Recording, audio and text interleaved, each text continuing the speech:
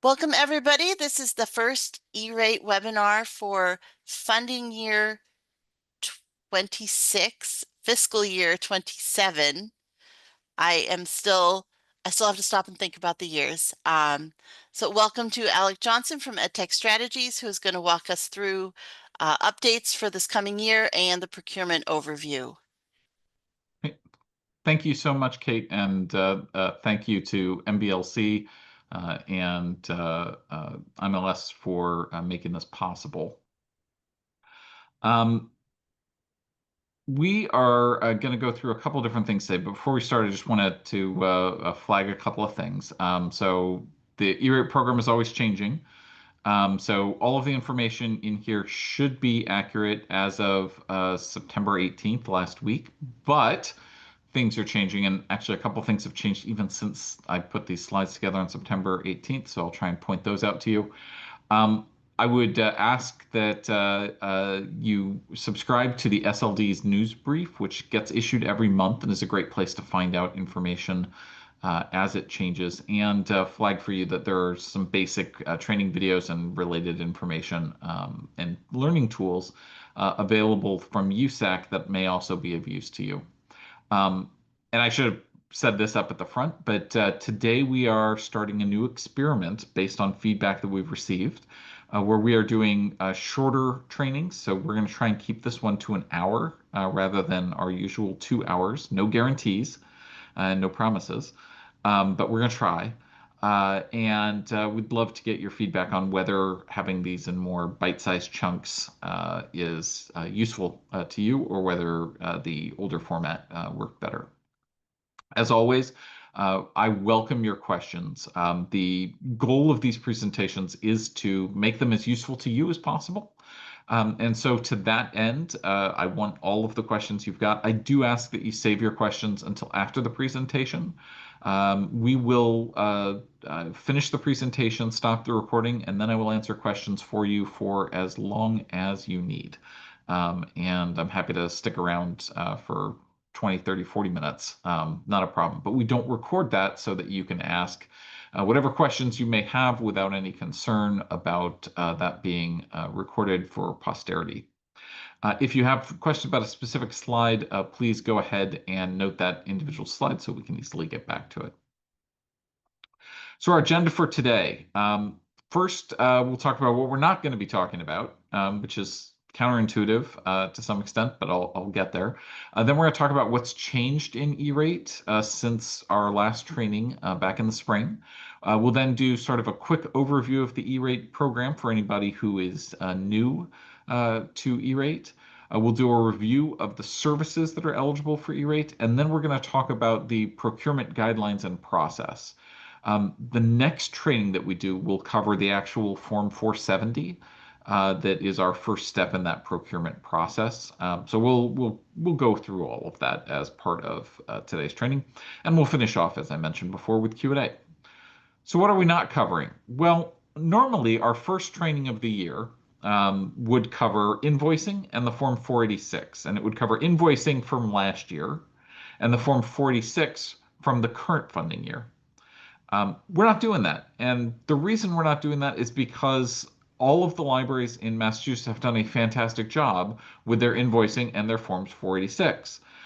The invoicing for last year, there are no funding requests right now where no invoice has been filed.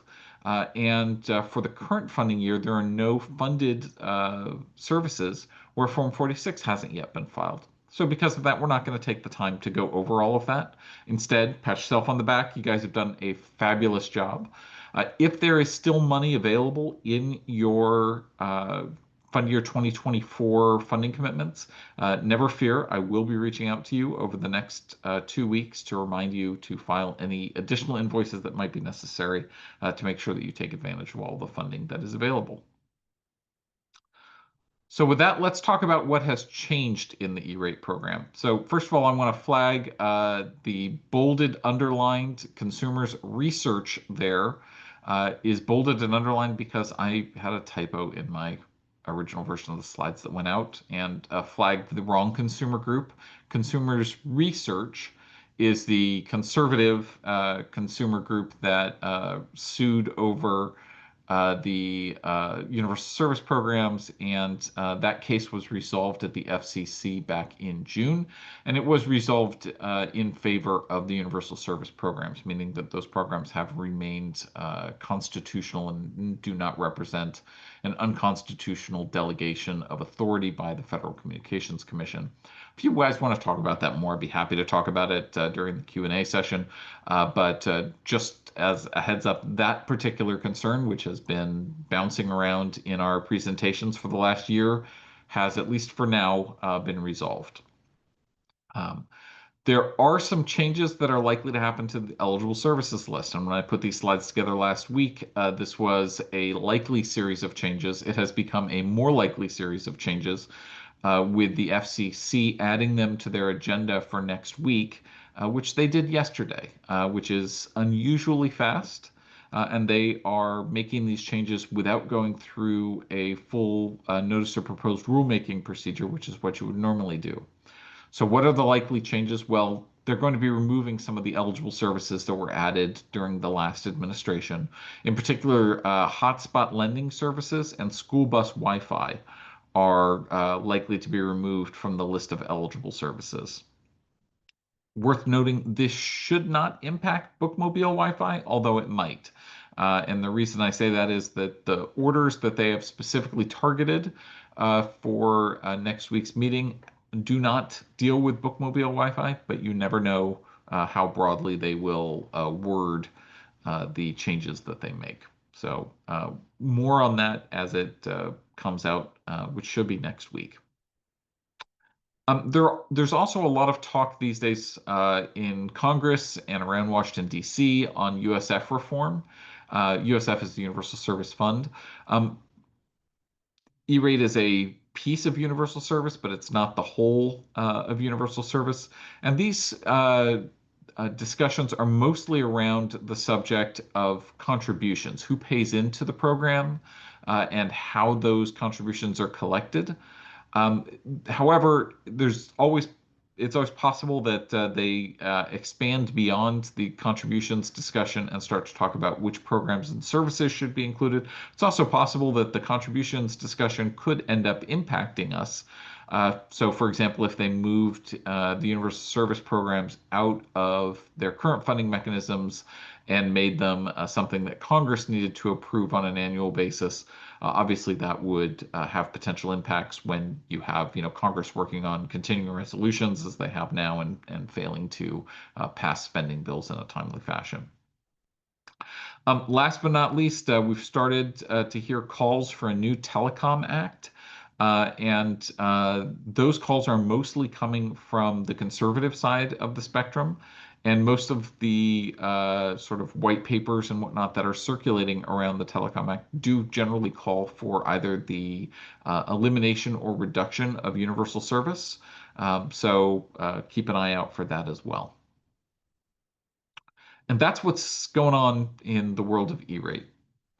So let's take a couple minutes for anyone who's new to just sort of do a quick introduction to what the E-rate program is and how it works before we get into our topic of the day, which is procurement. So the E-rate program itself is relatively old at this point. It's almost 30 years old. It comes out of the Telecom Act of 1996. And there have been a number of changes and modifications to the E-rate program in the last 30 years. Almost all of those are the results of things that happen at the Federal Communications Commission rather than congressional action. So there are exceptions to that. Things like the Children's Internet Protection Act is required due to congressional action, but the vast majority of the changes that have happened in universal service over the last 30 years are the result of things that go on at the FCC. So that's one of the reasons why when I talk about, what sort of policy issues are happening and what is being changed with the E-rate program, usually that's things that are going on at the Federal Communications Commission.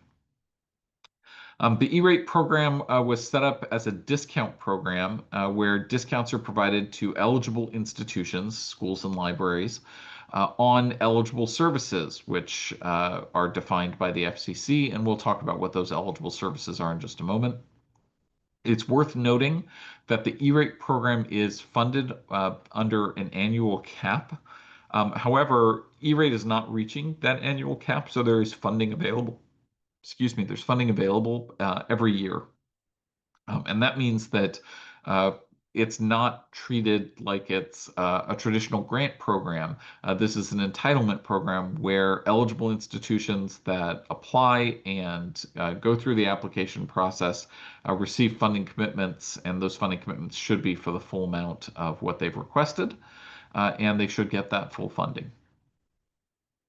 So in Massachusetts, in fund year 2024, Massachusetts libraries were approved for almost $950,000 in E-rate funding, and they've invoiced for $891,000 of that as of last week. So that is pretty good in terms of the amount of funding that's been brought in. For 2025, libraries have already been approved for 1.57 million, and there's $200,000 or so still under review. And most of the funding that is still under review, for the record, is for hotspots. All right, so let's talk about the E-rate process and continue our overview by talking about how the E-rate actually works. And the E-rate works on an annual basis where a series of applications are filed annually. Almost all of these forms need to get filed every single year. The exception is the Form 470. So the first step in the E-rate process is the procurement process, which is most of what we're going to talk about today. And that consists essentially of the Form 470. Oh, sorry. The Form 470 and an RFP if you have an RFP. RFPs are not required by the program, but you may want to use one to give you greater power and flexibility in your procurement process. The procurement process also includes the evaluation of all of the bids that are received, as well as the awarding of a contract. And we'll talk about those latter steps in one of the subsequent trainings in more detail. We'll talk about them a little bit today. The second step in the application process is the Form 471, and the Form 471 does need to get filed every single year. The Form 471 is simply where you outline the services that you want to receive, uh, cite the contracts that are underlying any of those services if there are contracts, and submit that so that USAC can review the funding requests and ultimately issue your award of funding, which comes in the form of a Funding Commitment Decision Letter, or FCDL. Once you've received that funding commitment decision letter, you file the next form in the process, which is the Form 486. The Form 486 basically does two things. It confirms when services are going to be received, and it affirms your compliance with the Children's Internet Protection Act, or CIPA. Once you've filed your Form 486, the next step in the process, you receive your services, and then you need to start invoicing for them. And there are two ways to invoice under the E-rate program. One is where the library pays the full amount for the services up front and then seeks reimbursement from the administrator of the program. The other is where the library only pays the discounted amount to the service provider, and the service provider seeks the reimbursement. The first of those, where the library pays the full amount, is called the BEAR, the Form 472. And the second, where the service provider is responsible for doing the invoicing, is the SPY, or Form 474. There are also a number of things that can happen post invoicing, where, for example, you have a rather hefty series of audits that happen every year, other reviews of your applications, etc. So just because you get to the invoicing stage doesn't necessarily mean you're home free. In terms of what all of that process looks like in terms of a timeline, I thought it would be helpful to just sort of sketch out what the dates are. It's worth noting that all of the dates are estimates because you have a great deal of flexibility with most of the steps. So just as a reminder, we're talking about fund year 2026, which goes from July 1 of 2026 through June 30th of 2027. So again, funding year in the E-rate program does not align with fiscal year in Massachusetts. That first step in the process that we talked about, the procurement and Form 470, usually starts in July preceding the funding year and goes until about December preceding the funding year. So right now we are smack dab in the middle of the procurement and Form 470 period for fund year 2026. Um, Starting in mid-October, and in fact, they've clarified that it will open on October 15th, and extending through sometime in mid-January, there's what they call the administrative window. And this is when you can log into the portal that all of the forms are filed in, and you can update information about your library. So the main things is if a library closes, a library moves, or there is construction at the library that adds square footage, during that administrative window is when you're going to make those changes. The next step, once you've finished your procurement in Form 470, as we just talked about a moment ago, is you go through bid evaluation and contracting. And that usually happens between November preceding the funding year and February preceding the funding year. So for fund year 2026, it'll start for most entities in about 6 weeks, and it'll go until February. And those dates are flexible based on when you actually conduct your procurement in your Form 470. Now we start to get into the dates that are a whole lot less flexible. So the Form 471, the dates on that form change a little bit every year. But generally speaking, there will be a date announced for mid-January of 2026, and the Form 471 window will extend until a date that is yet to be announced in late March of 2026. Your Form 471 can only be filed within that window. And if you miss that window, you end up needing to file a waiver request, and that waiver is often denied depending on how late you are filing your Form 471. So it's really important to keep in mind that those dates are not flexible. Once you file the Form 471, and remember that's where you've outlined the services that you want to receive, after that, it goes through a review process, which is called PIA or Program Integrity Assurance Review. And at the end of that process, a funding commitment decision letter will be issued. That usually happens starting in April and going through July. So the vast majority of applications are reviewed in that 4-month span. There will be some that do not get reviewed, and in particular for more complicated applications for consortia and the like, the review can go well beyond July, but for the vast majority of library applications, their applications will be reviewed before the end of July. If you are having trouble getting your application reviewed, please reach out to me. Once you've finished that review and received your funding commitment decision letter, you file the next form in the process, which is the Form 486. And typically, as you might have guessed, that gets filed shortly after you receive that funding commitment decision letter. So it's like May 2026 through September 2026 for the 2026 funding year. Now, it's important to note that there is a deadline associated with the Form 46. It needs to be filed within 120 days of the start of the receipt of services. So, to the extent that you are receiving, for example, internet access that starts on September 1st, or I'm sorry, July 1st, you'll have 120 days after the start of services to file your Form 46. If you take longer than that 120 days, then you start to lose money. So you don't want to do that. And that's why normally our training would have started, as I mentioned before, with going over the Form 46. But because Massachusetts libraries have very much been on the ball this year, we don't need to do that because everyone has filed Forms 486 already. The last date for you to receive recurring services, so those would be services like internet access or telecommunications links, the last date for those recurring services is going to be June 30th of 2027. So remember, the fund year goes from July 1 to June 30th. For non-recurring services, just to make things even more complicated, you actually end up with an extra period, and you can receive those through September 30th of 2027. So you get an extra 3 months tacked on to the end of the funding year.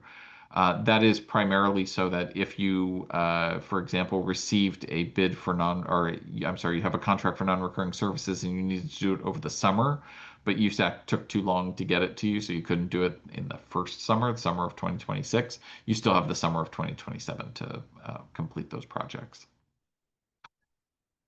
The last step in the process that we talked about is invoicing, and whether that's Bear or SPY, the deadlines are the same. For most applicants, you're going to file that starting during the funding year, and you need to have it completed by 120 days after the last date to receive services. So for recurring services, that's typically going to be October 2027. For non-recurring services, that's going to be in January of 2028. Now, I know that this is a lot of information. You don't need to memorize all of this. We post reminders on the MBLC listserv that covers E-rate on a regular basis. And so as those deadlines come up, either you'll see things posted to the listserv or you'll see emails from me reaching out to you individually. So don't worry about committing all of the deadlines to memory. It's more important to have sort of just a general idea and keep these slides handy so you can refer back to them in the future. So that's the E-rate process in a nutshell. Um, Next, I want to go ahead and talk about what services are eligible for E-rate. And we're going to keep this at a relatively high level, but if you have specific questions, as I mentioned before, I'm happy to take them at the end of the session.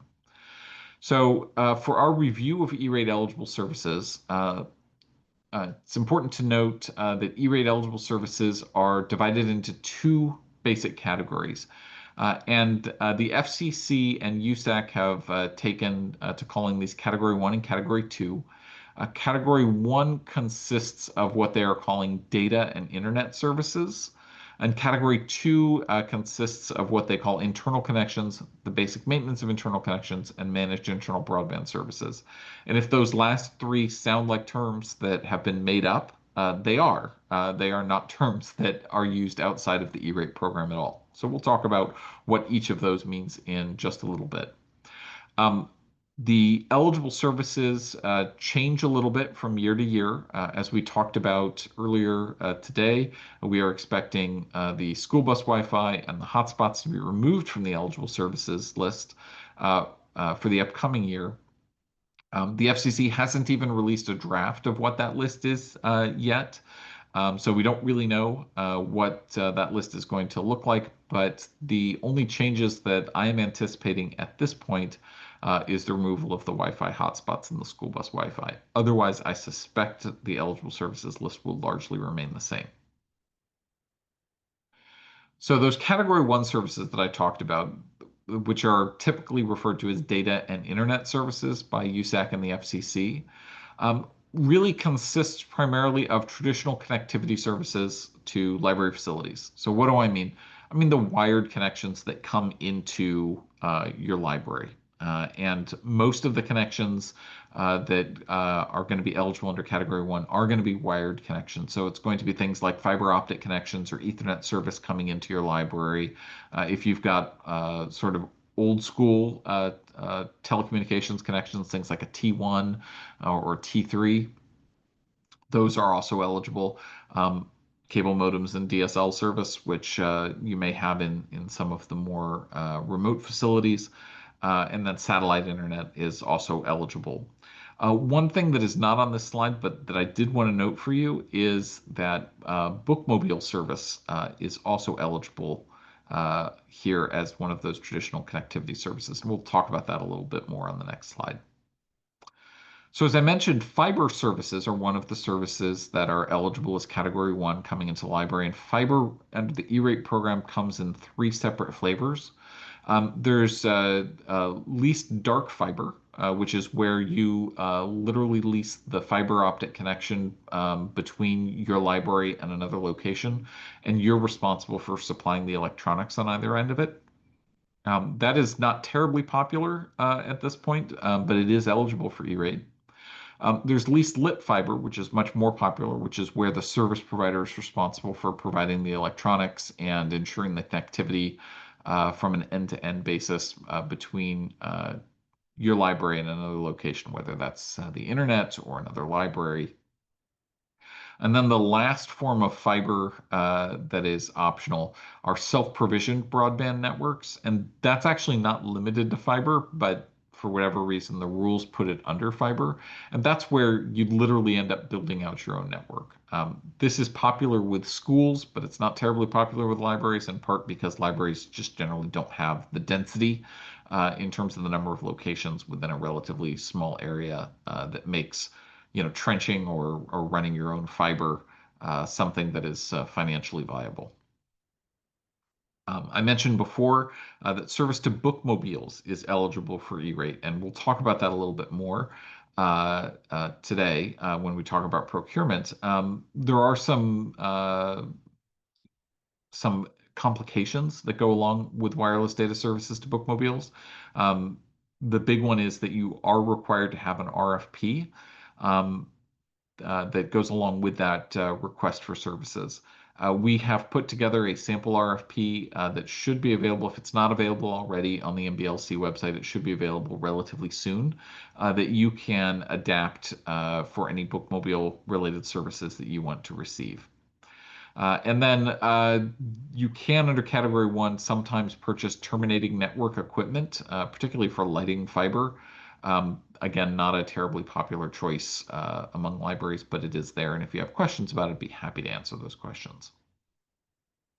That's Category 1. Category 2, as I mentioned, is broken up into three subcategories. The first is internal connections. The second is the basic maintenance of those internal connections. And the third is managed internal broadband services. And all of these are made up terms made up by the FCC. So you shouldn't necessarily, unless you've been doing E-rate, have a strong sense of what those mean. So let's take them in turn and talk about what each of those means. And I'm trying to keep this in non-technical language, but if I'm losing you on any of this, uh, take it down as a note and we can go through it during the Q&A session at the end as well. So internal connections is basically network equipment and hardware, and sometimes software, for anything that is necessary to transport internet access from where the service comes into your building to the back of an individual computer. So you can think of that as all of the hardware that is involved in that process. So that's things like routers and switches, also things like firewalls. Most connectivity is done wirelessly for that last jump. So it also includes wireless access points and wireless controllers, but it also includes wiring. If, for example, you needed to wire a library with Ethernet, that would be something that's also eligible for internal connections. There are some licenses and software that are eligible under internal connections, primarily what they refer to as client access or right of use licenses. And those are just licenses that you're required to buy from the vendor that sells your internal connections hardware that allows you to actually make use of that hardware. So a lot of the time you'll find that, for example, with switches and firewalls or routers, where you need to buy a license from the manufacturer in order to actually run that equipment. So the second bucket under category 2 of services is basic maintenance of internal connections. And as you might have guessed, that is basic maintenance of the kind of equipment that we talked about on the last slide. So your basic maintenance of internal connections is limited to those eligible internal connections. Worth noting, you don't necessarily need to have purchased the internal connections through the E-rate program for them to be eligible for basic maintenance. So, for example, if you have a switch that you purchased out of library funds and didn't purchase through the E-rate, but you wanted to purchase maintenance on that switch through the E-rate program, that maintenance is eligible. USAC has started dividing the basic maintenance of internal connections into two subcategories. They are referring to those as in-person services and remote services. For in-person services, which would basically be somebody coming to your library and actually doing maintenance on your equipment, they want you to break that out into time and materials, if at all possible, or otherwise have them contracted with, a blanket fee or whatever, as part of your basic maintenance of internal connections funding request and contract. For remote services, they're talking about basic support services that may come for your hardware, whether that's available via phone or through internet chat or whatever, as well as software upgrades and maintenance licenses. Now, you'll note that I was just talking on the previous slide about how some licenses are available as internal connections, and others now here are available as maintenance. We'll talk about this more in the next training when we go through and file the Form 470, but this is one of the major sources of gotchas for libraries that are participating in the E-rate program. It's that you apply for licenses, but you applied under internal connections and not basic maintenance, or you applied under basic maintenance, but not internal connections. When that happens, the issue that you run into is that E-rate won't fund anything that you haven't applied for in the correct category of service. So it's important to apply for both internal connections and the basic maintenance of internal connections. Again, we will cover this in fairly exhaustive detail during next week's training when we will actually file a Form 470. So the last bucket of services for E-rate is category 2 is the managed internal broadband services. This is a somewhat amorphous series of services. The best way to think of it is that it is remote management or administration of eligible internal connections being done by a third party. So, for example, if you have an outside vendor who manages your router, or your switches, or your firewall, or your wireless access points, or monitors your network, those are all examples of the managed internal broadband services, which E-rate abbreviates as MIBs. The equipment that is being managed is often leased from the service provider, and that lease is eligible under the Managed Internal Broadband Services category, but it's not limited to leased equipment. So if you have your own purchased equipment and you hire a vendor to manage it, that's also fine. It's important to note that the lines between managed internal broadband services on the one hand and internal connections or basic maintenance of internal connections can be fuzzy, but they are critically important. And they're critically important because you need to be sure that you have the correct categories of service included on your Form 470. Again, we'll talk about that in much more detail next week. A couple other things I want to talk about with respect to eligible services. First, services are conditionally eligible. And what I mean by that is that they are eligible only to the extent that they are used by eligible entities at eligible locations for eligible purposes. So what does that mean? So if you have a mix of eligible and ineligible components, that can cause services to only be partially or conditionally eligible. So, for example, a lot of firewalls have ineligible services attached to them. So, let's say content filtering is something your firewall does. If your firewall includes a content filter, your firewall is only partially or conditionally eligible. Similarly, you run into conditional eligibility situations when you have a mix of eligible and ineligible locations. So if you're, for example, a rural library that is co-located with the town hall, and you're sharing services, and we'll go through an example of that in just a moment. And then there are also examples where you have ineligible uses that occur at the library. For example, if your library is not actually a dedicated library, but is both a library and a community center, the community center use would be ineligible. Your conditional eligibility is cured or fixed or solved through a process of cost allocation. And the cost allocation is very flexible.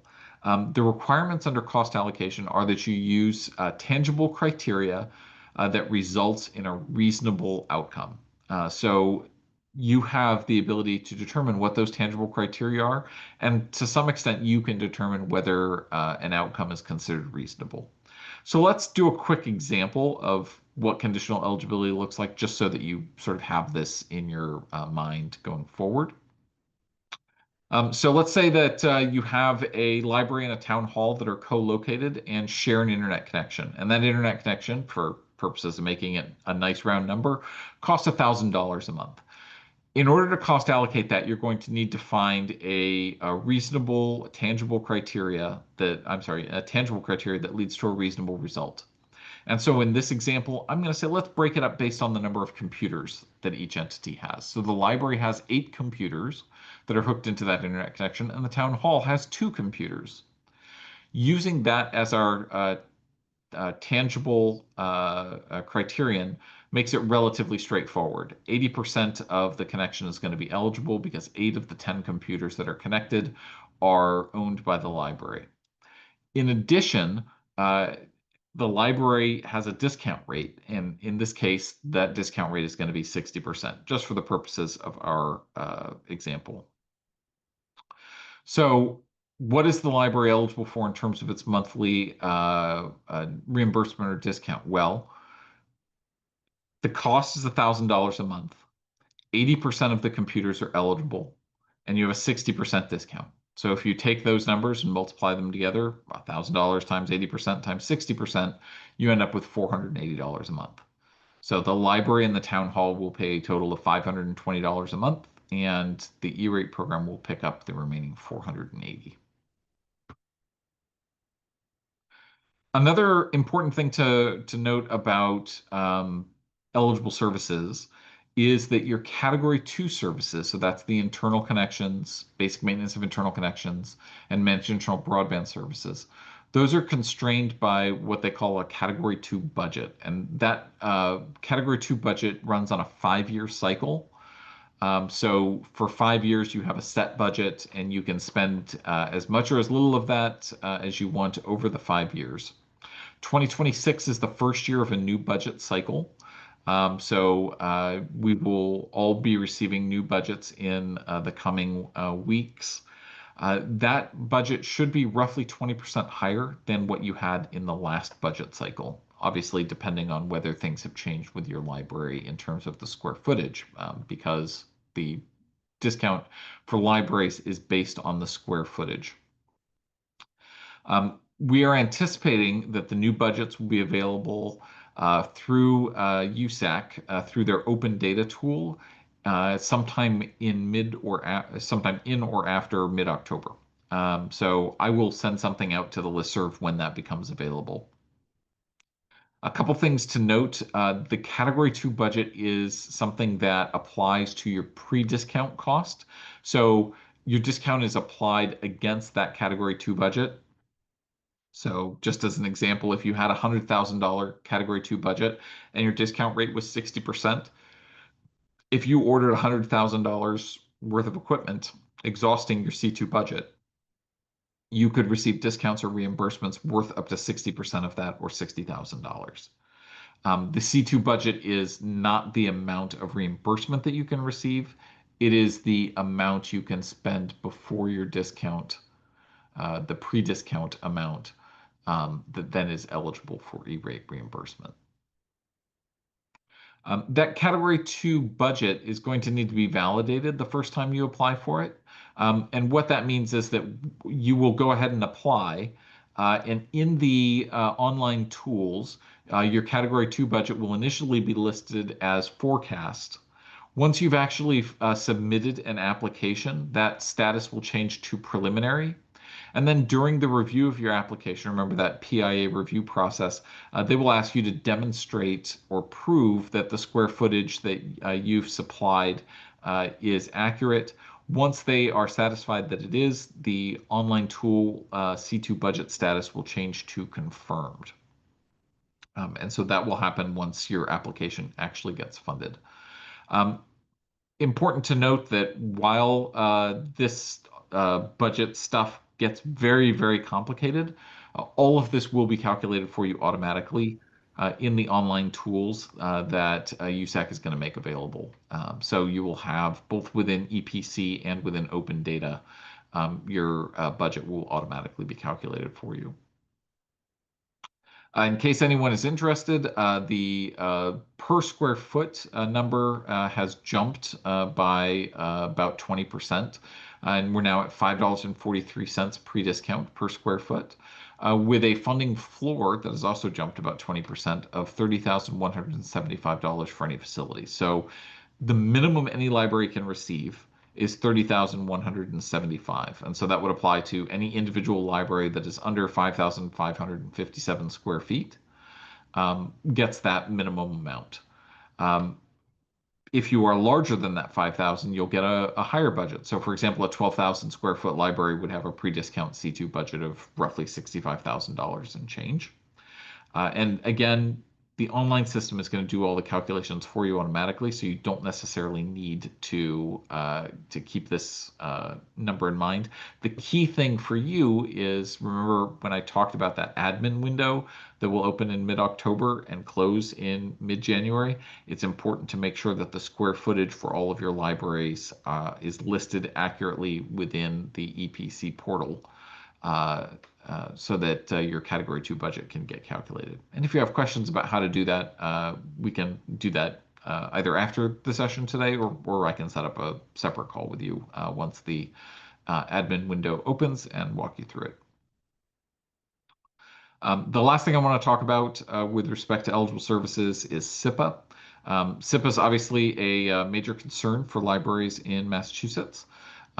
SIPA applies to everything under the E-rate program that includes either internet access or any of the Category 2 services. So the only services it does not apply to are telecommunication services that are applied for under Category 1.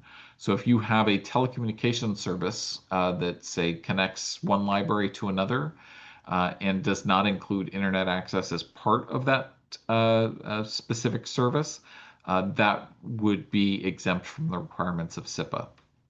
If internet access is billed separately from the underlying circuit can be eligible for E-rate as a telecommunication service, while the internet access would either invoke SIPA if you applied for E-rate on it, or you could pay for the internet access completely separately. If you are concerned about SIPA and the requirements of SIPA, we can go over that, and we'll go over that in a later presentation in a little more detail. From the 5,000 foot level, you're required to have what they call an internet safety policy, which is usually part of your acceptable use policy.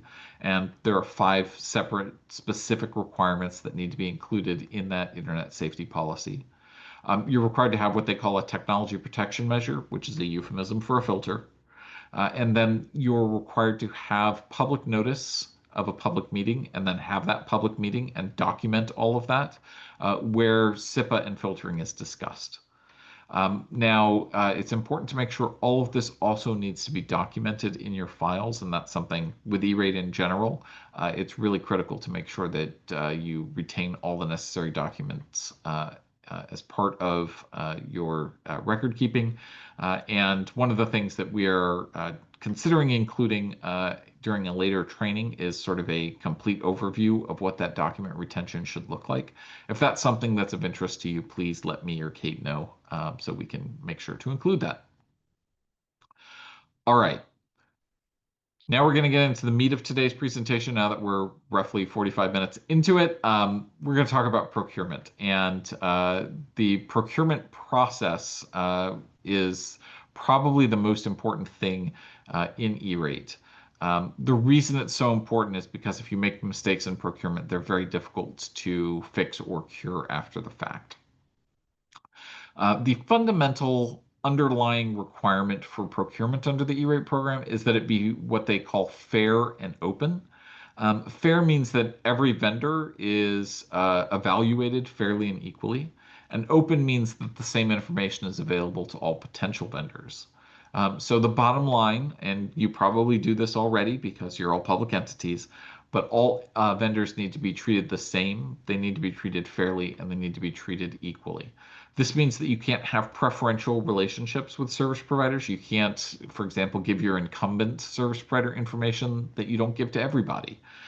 You also, and this shouldn't be an issue, but it's worth noting, you're also not allowed to have, for example, an ownership stake in any of your service providers. If the local service provider is also owned by you and your spouse, that is problematic from an E-rate perspective.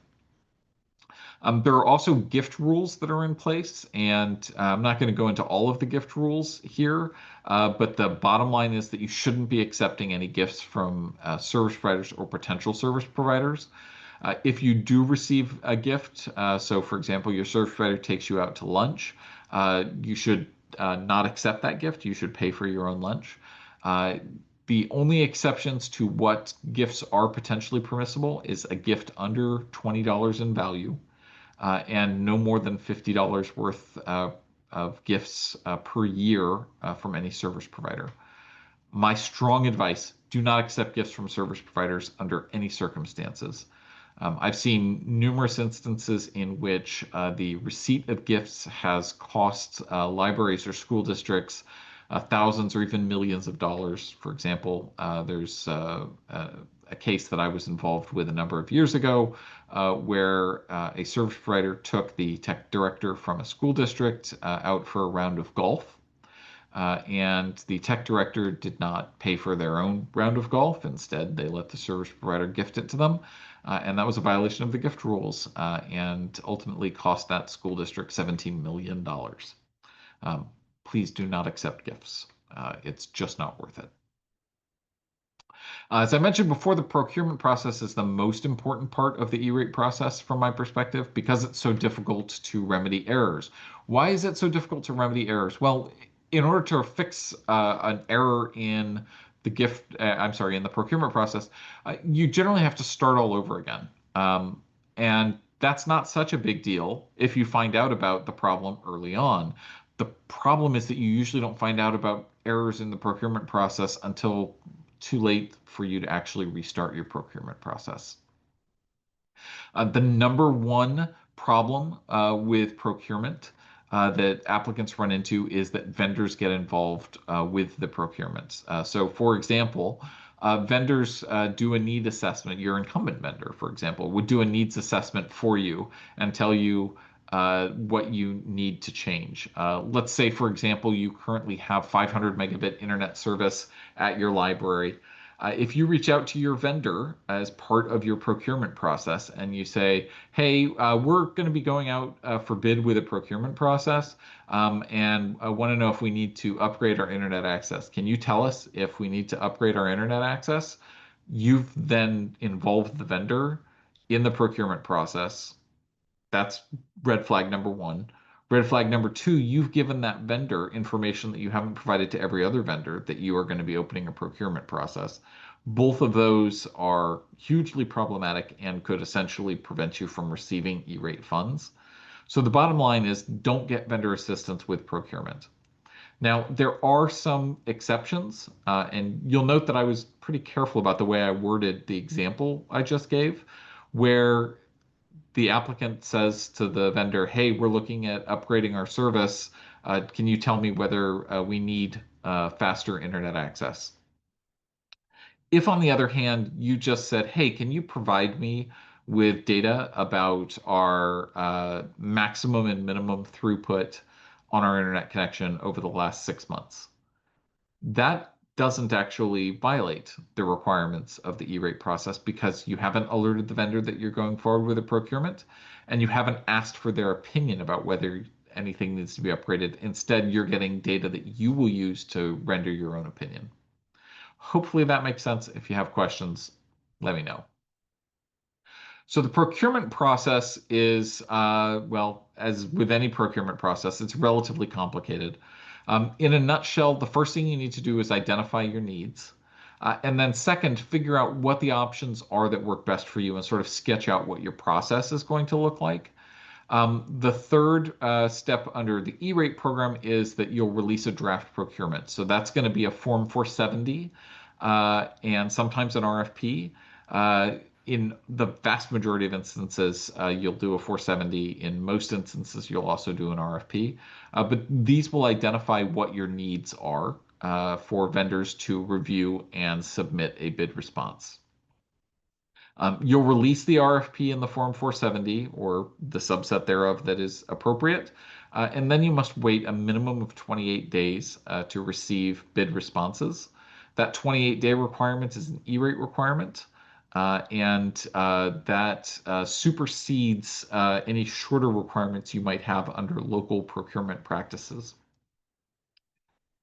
Once you've waited at least those 28 days, you then can evaluate the bids that you've received and select your service provider. So let's go through each one of these steps in just a little bit more detail. So during the identification of needs, it's relatively straightforward. First, figure out what your current services are and what the specifications of those current services are and whether they meet your needs. Second, figure out what your current status is under a contract. So if you currently have a contract and that contract goes through the year 2030 and there's no opportunity for you to terminate that contract, you really are looking at either paying penalties for early termination on that contract so that you can use E-rate, or you're looking at staying in that current contract but not applying for E-rate. Now, ironically, there is an exception to this, and if you want to talk about that, hit me up. Be happy to walk you through this particular exception, which is called the Kalamazoo exception. And again, as I mentioned before, the last step is figure out whether your current service meets your current and future needs, or whether you're going to need to change or upgrade that service over time.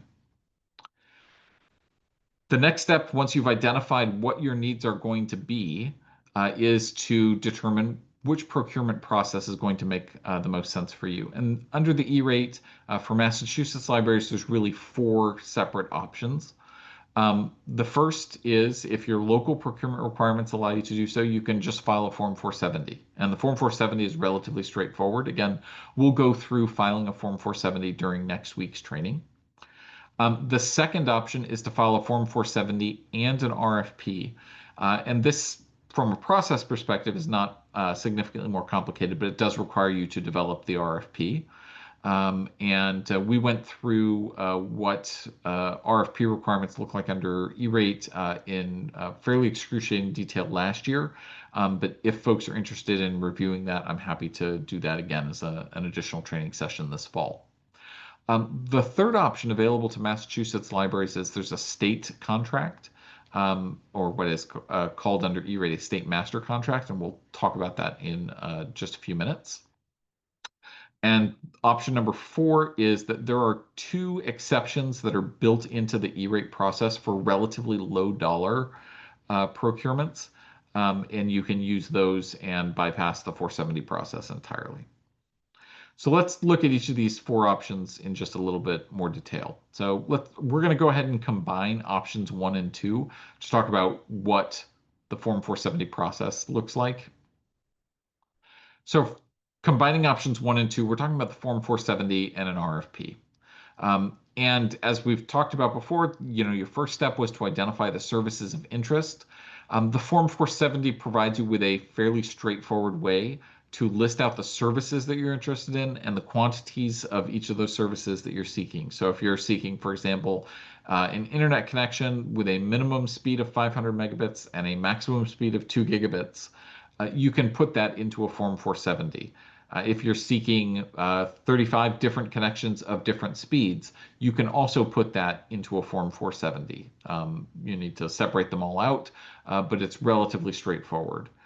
You can also include links or attach documents to your Form 470. So if you have, for example, local procurement requirements, you can specify that in the Form 470, or you can attach them to your Form 470.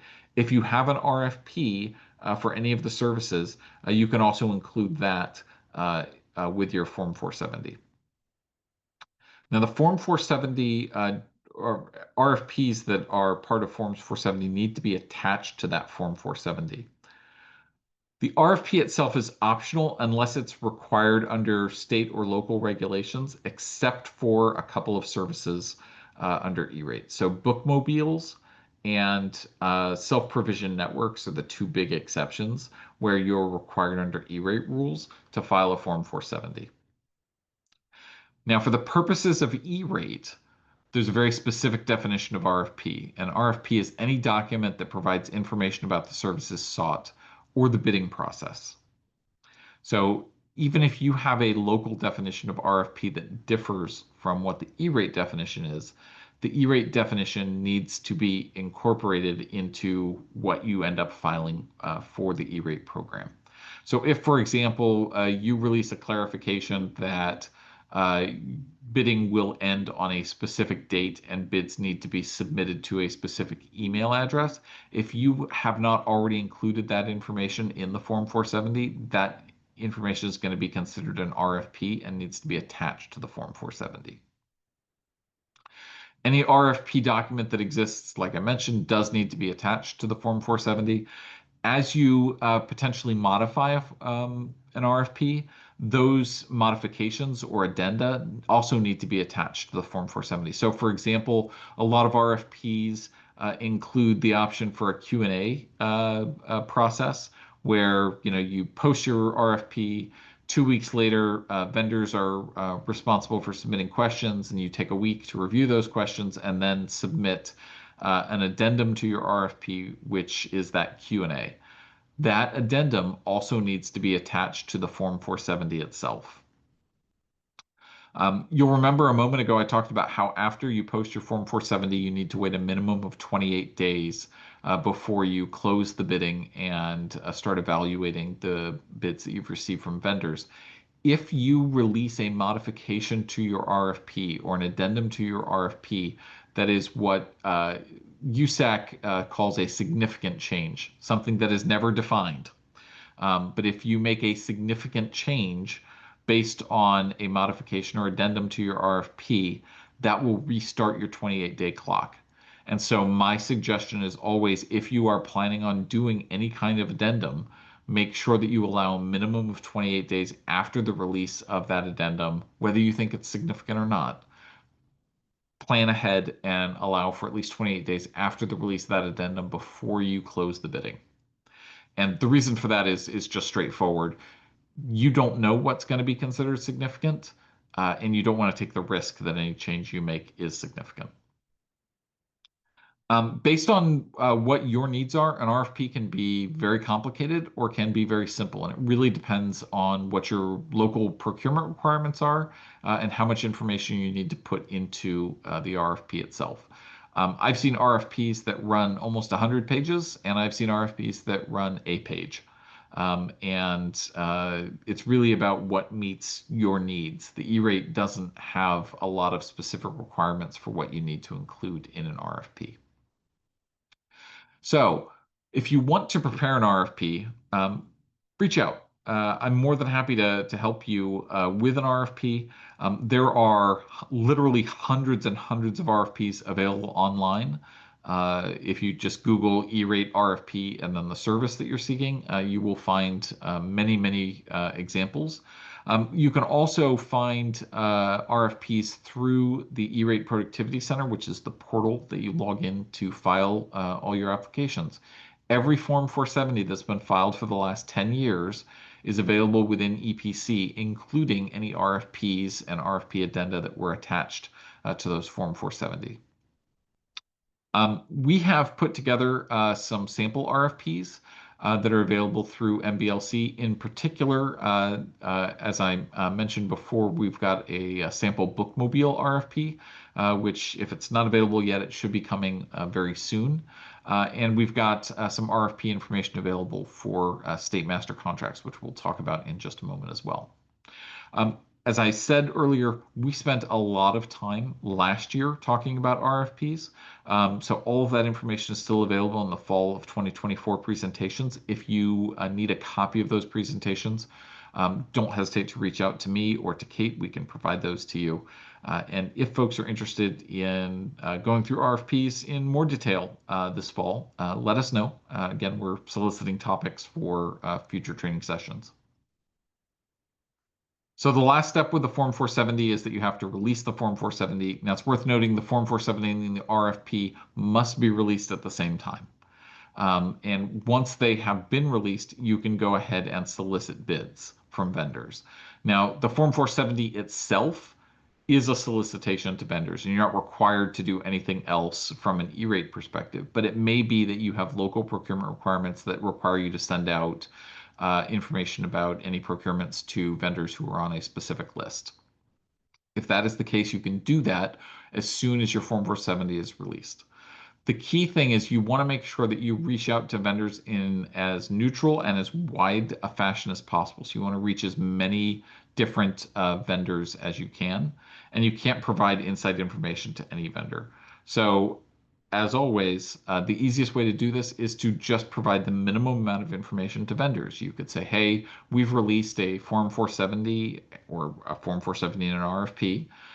And here is the Form 470 number. You can look it up on the EPC portal. And that's all the information you need to give to service providers. They should be able to do the rest. As I mentioned before, once you release your Form 470, you need to wait at least 28 days. You're not required to wait exactly 28 days. You can wait longer if you want. Once you file your Form 470, you'll receive something called a notification letter in the EPC portal and via email. And that has on it something called the allowable contract date. That's a little bit confusing because, yes, that is the allowable contract date, but it's also the earliest date in which you could close bidding. So you could sign a contract on that date if you closed bidding, evaluated all of the bids that you received, selected your winning vendor, and solicited and signed a contract on that date. In most instances, however, the allowable contract date or ACD on your Form 470 notification letter is just the earliest date that you're going to close bidding. As I mentioned before, if you have any significant changes to your application, so addenda or amendments to the RFP, that can restart your 28-day bidding process. So plan for that in advance. The last step in the traditional process, where you're filing a Form 470, is to evaluate the bids and select your winning service provider. We'll go over that in a great deal more detail in not the next training, but the training after that. The bottom line is you need to evaluate all of the bids that you receive using an evaluation matrix. Among your criteria on the evaluation matrix, the price of eligible goods and services needs to be the most heavily weighted. And again, we'll cover that in more detail later this fall. All right. The alternatives to traditional procurement. There are really two alternatives I want to talk about. One of them is the state master contract, which is ITT 72. This is a process where the states bid out connectivity services, so internet access and data connections, and did their own Form 470. And you are allowed as a library to cite their Form 470 when you do your own Form 471. For you to use the ITT 72, however, you need to go through a separate process where you conduct what are called mini bids, where you reach out to all of the vendors, ask them to submit their pricing information, and then you evaluate the prices that you receive. There is a guide that is available on the MBLC website at the link that's listed that walks you through exactly how to do that. It has sample letters, it has instructions, it has attachments that you send to the vendors. It's got all the information that you need to walk through that process. So it's relatively straightforward using that guide. And if you have questions about that guide, reach out to me, reach out to Kate. We are more than happy to help you. The other kind of alternative to the traditional E-rate procurement process is one that is available to libraries throughout the country. And that is for certain low dollar kinds of procurements, you don't actually need to file a Form 470. Under Category 1, these procurements are known as CABIO or commercially available broadband internet offerings. And this is where you have a service that provides you with at least 100 megabits per second of downstream and 10 megabits per second of upstream. It is commercially available, so not just a deal for the library, but something that anyone can buy at the same price. And the annual cost of the service must be $3,600 per year or less for each location. So you can't group them together and say the average price is under 3,600. Each location must be $3,600 a year or less. So the kinds of services that typically fall under this are things like Verizon's Fios service or Comcast's Xfinity service. But you're not limited, obviously, to Verizon and Comcast. Any vendor who provides that kind of service may fall under the Cabio exception. The other exception that's available and is only available to libraries is very confusingly named the tribal libraries exception. It doesn't only apply to tribal libraries, it applies to all libraries. But if you want to purchase any Category 2 service, as long as you are spending less than $3,600 per library in any given funding year, you can purchase that without a Form 470 as well. So if you have questions about that, please don't hesitate to let me know.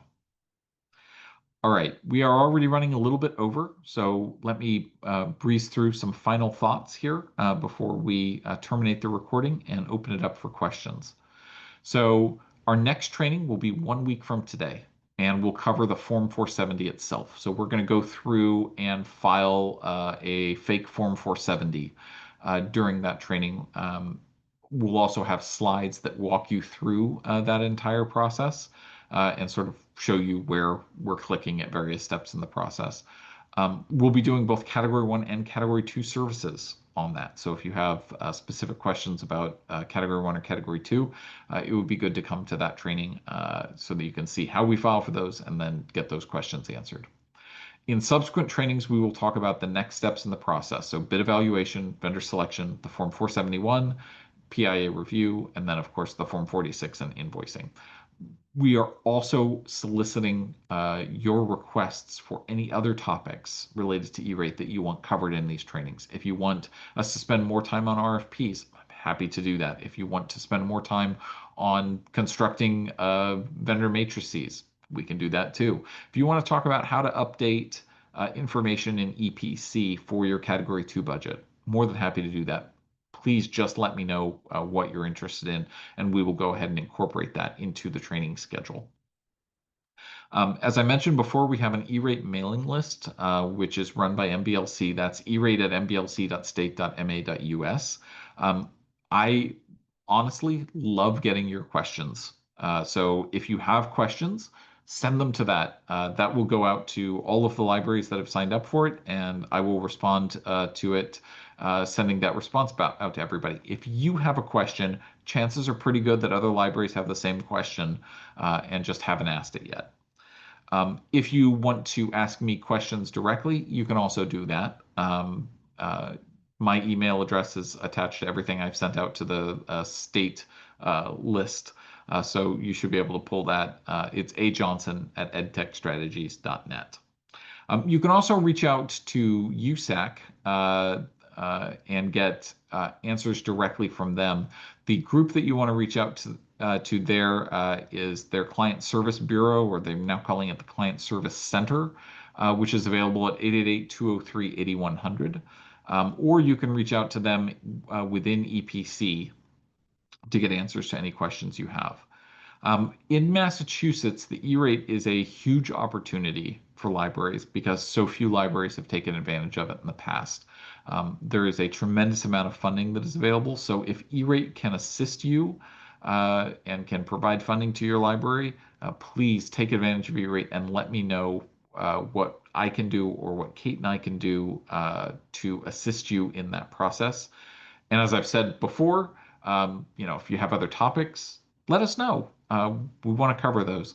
Also, although we've run a little bit over time, we would love your feedback as to what you think of the sort of shorter, more frequent training schedule that we're trying out for this year.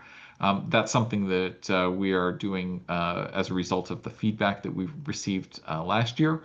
If you think it works well, let us know and we'll keep that. If you would prefer we go back to a longer training schedule, we can certainly do that too.